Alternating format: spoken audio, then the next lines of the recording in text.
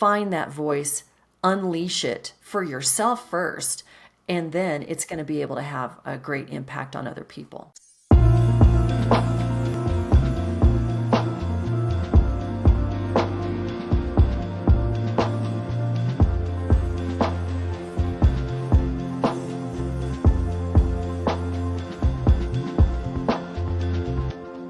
Well, hey, welcome back to the Amanda Kaufman Show.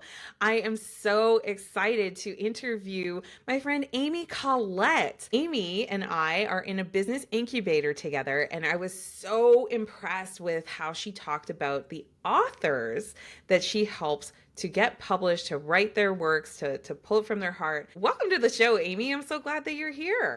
Thanks so much, Amanda. I'm so excited to be on your show. I love your energy, and I'm excited to talk with you today. So good. Well, why don't you take just 30 seconds and let us know what is it that you do in your business and how do you help aspiring and continuing authors? Yeah, great way to put it. Yeah, so Amanda, I am on fire to help people tell their stories. You know, a lot of people say that they want to write a book, but very few actually do it. Mm. So, what my magic is that I bring to the process is I help them work through all the things that are keeping them from writing their book. It may be fears, it may be just that their story is really hard to tell and they need to do a little healing first. You know, Mm. so we work through all of those things so that they can actually feel confident and thrilled to share their story instead of hiding behind it or not making the impact that they want to. So that's really my passion, is to help them bring that story out with the goal of helping others. That's amazing. That's amazing. And you've been doing this for a while, huh? I've been doing this since my first class I taught was in 2015. So I'm celebrating a decade this year. Congratulations. Wow, a decade in business and Yeah, helping people in such a meaningful and powerful way. That's yeah. incredible. So I love to ask entrepreneurs, like, why this? I mean, you're clearly a very intelligent, hardworking woman. Like, you could do so many things. Why this? Yeah, and I have done a lot of things, probably like a lot of us, right? You know, the path is kind of windy getting to where we actually land on our purpose, right? So mine was like that. I was a professional writer and editor for a lot of years, had a business doing that. And then I wrote my own book. I went through a dark time, found my way out of it through gratitude. And my first book is called The Gratitude Connection: Embrace the Positive Power of Thanks. So that really changed my life in a lot of ways, mostly by really getting in touch with myself, with my spiritual connection. And then I had to bring this stuff out to the world because I'm like, this works. This really will help people. And I was working as a life coach then too. So I got to experiment with a lot of other people, found out it worked. So then other people who had the similar kinds of books came to me and said, hey, you've figured out this, you've cracked the code of how to do this. Can you help me? And so it really married a lot of the things that I had already done, you know, the writing, the editing, project management, life coaching, all those things came together in this beautiful way to be able to take people through their own stories, work through it enough and heal from whatever trauma and reveal the transformation that they've experienced so that other I people love can that. get the benefit of that.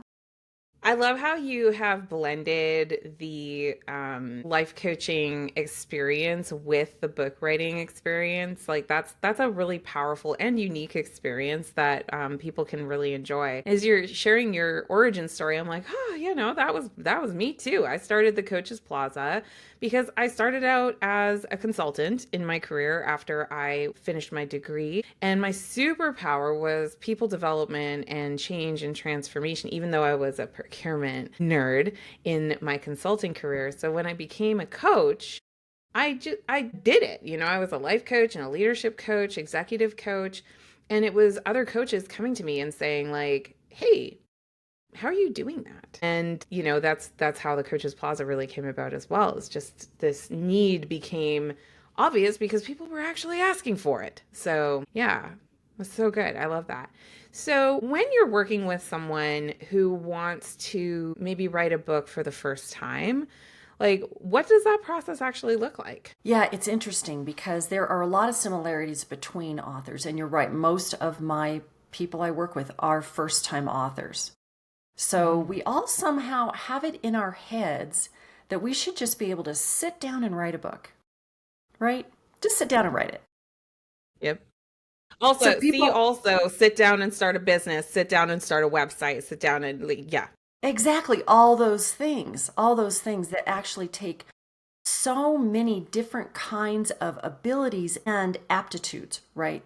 So not just things that you're good at or skills, but actually the personality, the wherewithal to do any and all of those things, right? And as an entrepreneur, you kind of have to do all of those. And becoming an author is actually, if you're not already, you're also becoming an entrepreneur.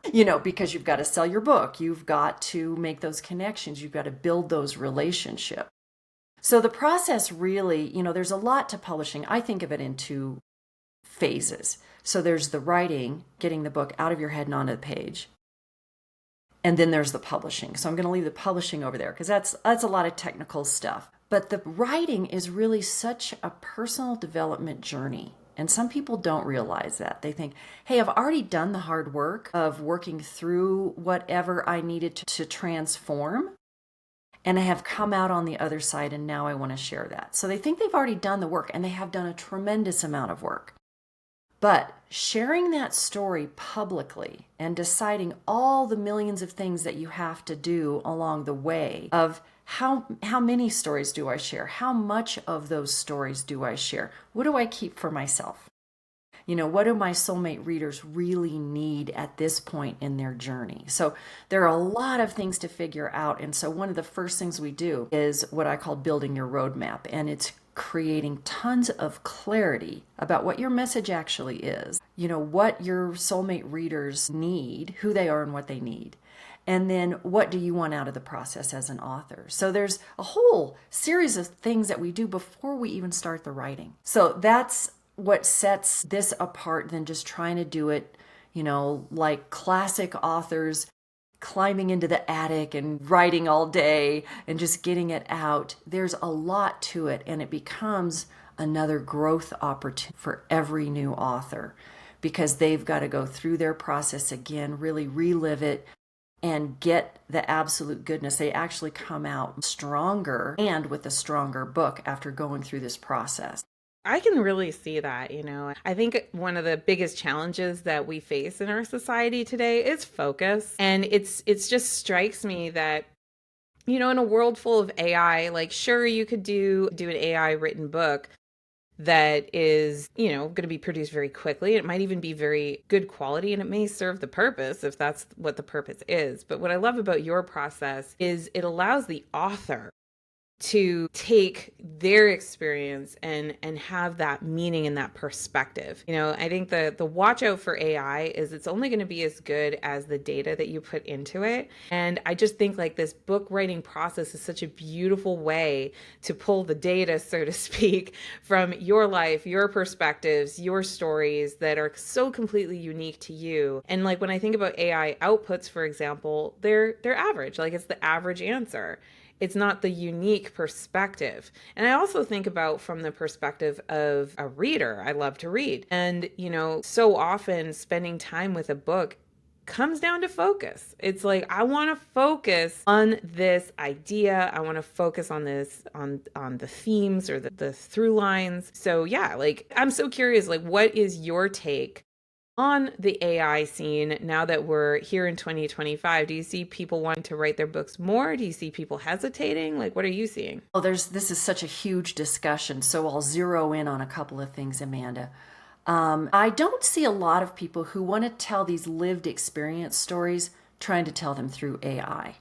It's just really not possible. And you brought up the term and the concept of focus. So that Mhm. is really a key thing. It takes a lot of focus to write the book, and it also takes a commitment of focus to sit down and read a book, whether you're reading it on a screen or on the page or even listening to it on audio.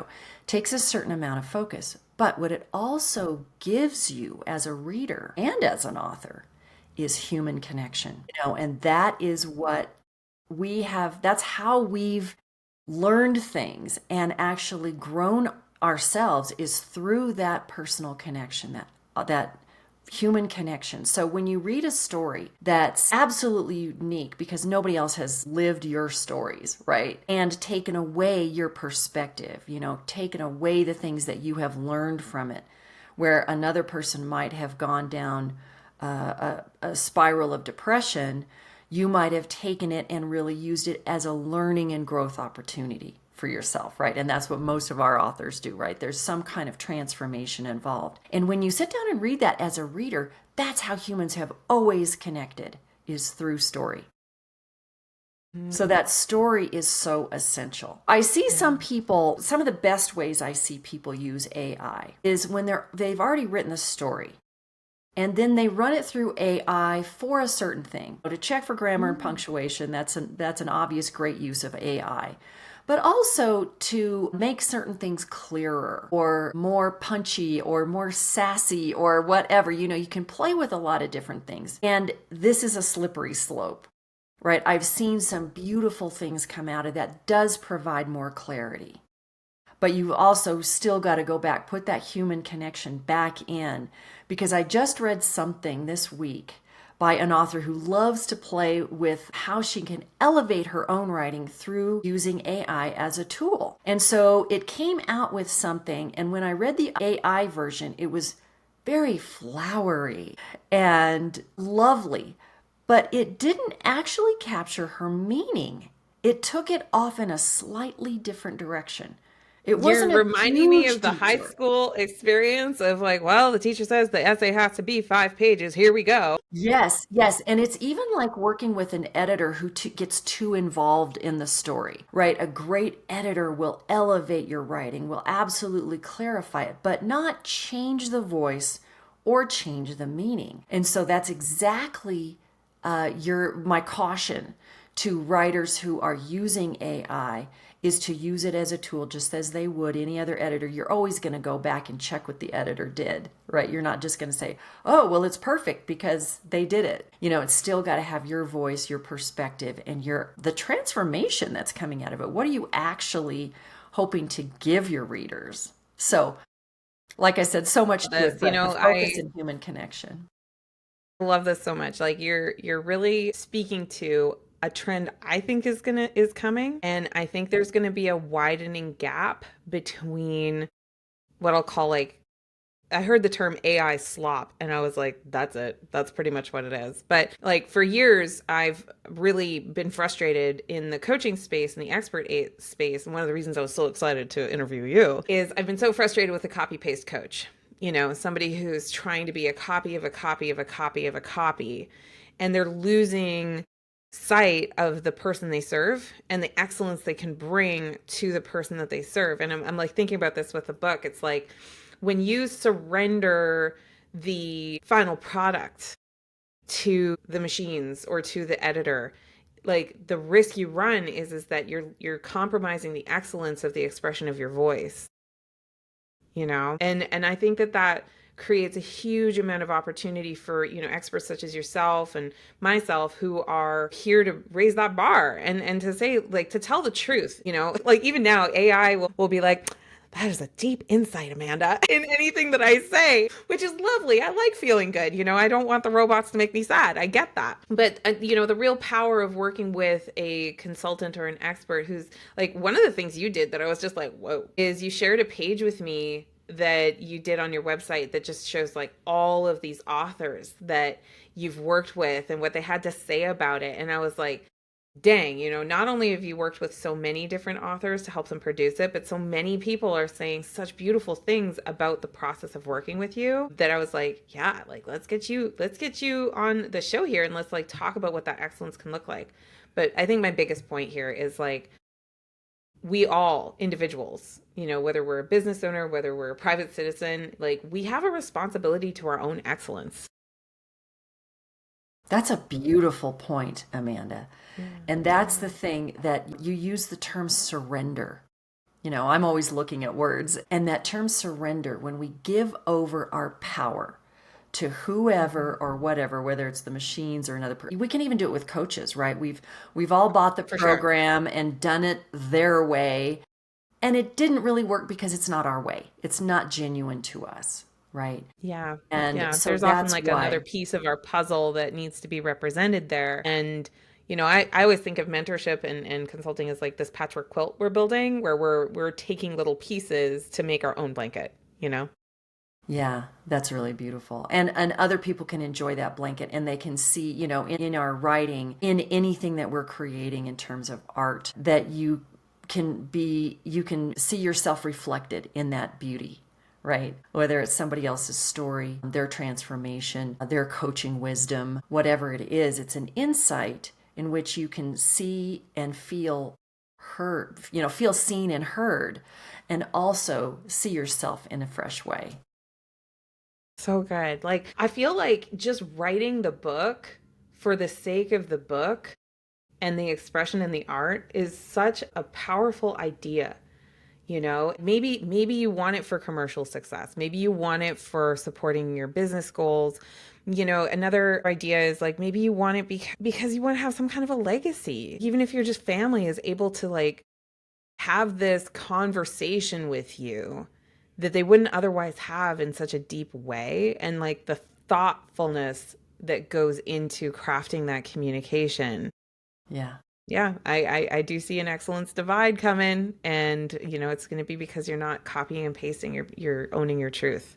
Right, Yeah. right. And actually finding your voice, I think, is another big part Hmm. of that, Amanda, where we are, especially in corporate environments, we're kind of put into a mold and, this is type of thing is okay, that type's out of the box, and we don't really want to hear that. As entrepreneurs, we're much more able to do that kind of thing. And as authors, we really get to, that's why I call it unleashing, because you really get to find that voice, unleash it for yourself first, and then it's going to be able to have a great impact on other people. I love that. And, I have been really thinking about books a lot more lately, just even on a personal level, because I'm like, my canvas has been coaching. My canvas has been courses. I do digital products and programs. I'm actually super good at it. But I'm like, there is still just something about a book, and the way that it can just distill the key points, the principles, the voice, like you said, the core stories, that it's like it's so powerful on its own, but it's also so additive, even if you're doing other things in your authentic expression. So yeah, like make the room to write the book is what I'm thinking. You got to make the room to write the book, and it's worth it. Like no matter what you're doing with it, it's a very worthy goal. So good. Amy, if people wanted to follow you, what is the best way for them to do that? Yeah, probably the best way, Amanda, is the LinkedIn. Just look Okay, me up, very Amy good. Collette, on LinkedIn, and I'm there all the time. Love to I see them love it. I there. love it. So good. And I understood that you had a little gift if people sent you a word like power. Yes, yes. So I have a wonderful worksheet. If you're curious about telling a story, writing a book, this is going to help you unpack that a little bit. It's called The Power of Your Story. And so if you DM me the word power, I'll know what you're talking about and I'll get back with you with that freebie. I love it. I love it. That sounds amazing. And dear listener, we'll make sure that we have all of Amy's links, including her LinkedIn link, down below in the show notes. And if you loved this, make sure you hit subscribe and take 30 seconds to leave us a 5-star review. If you heard something that you were like, that made me think, that made me in some way, then, take those 30 seconds and leave that review so that somebody else can find the show. And finally, you can just directly send this to your friends, if you've got like 3 friends who have been thinking about writing a book, have been talking about getting their story out, maybe just send them this podcast as a first step as they're exploring that opportunity. Amy, thank you so much for being here on the show. Thank you, Amanda. It's been a pleasure to be with you. I love it. And listener, thanks for listening up. We'll see you on the next episode. And until then, do what matters.